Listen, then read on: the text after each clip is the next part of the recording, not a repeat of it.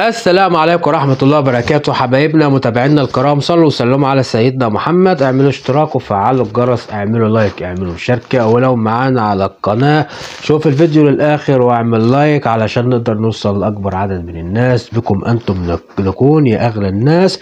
وتاني مرة، لو بتعدي علينا يا سيدي عجبك المحتوى، عجبتك القناة، اعمل شير واشتراك وفعل الجرس عشان يوصلك مننا كل جديد.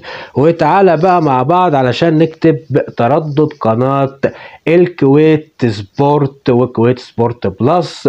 تردد القناة بعد ما نضغط منيو والتركيب ونقف على الأمر اللي احنا عايزينه بزرار السات اللي على الريموت، وننزل على كلمة النايل سات ونتأكد احنا واقفين على القمر.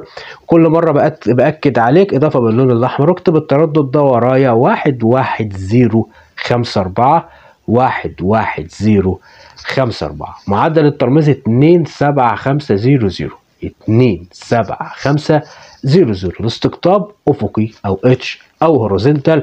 اوك علامة صح، بحث باللون الازرق. ولو موجود عندك التردد على القديم امسح التردد وارجع اكتبه من اول وجديد، ورتب القنوات اللي انت عايزها بعد كده. بحث باللون الازرق، نوع القناة مجانية، وانتظر لما يخلص البحث خالص. ونزلت معاك كويت سبورت، كويت سبورت بلس، الاتنين تقنية الاتش دي، وزي ما احنا شايفين حضراتكم قدامنا على قائمة القنوات. وبعد كده حضراتكم هنخش على التردد الثاني الخاص بقناة ليبيا سبورت 2 اتش دي.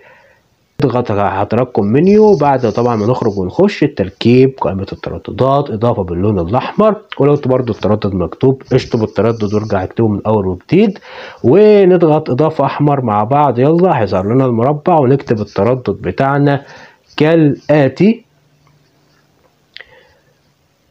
هنكتب التردد 12303 12303. معدل الترميز 27500 27500.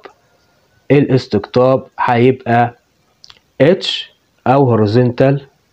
وحفظ البيانات، بحث باللون الازرق اعمل حفظ البيانات، بيحفظ طبعا التردد. النوع القناه هيبقى مجانيه، وانتظر لما اخلص بحث خالص. ليبيا سبورت اتش دي برضو تقنيه الاتش دي، وزي ما احنا شايفين حضراتكم ليبيا سبورت 2 اتش دي على قائمه القنوات. يلا سلام.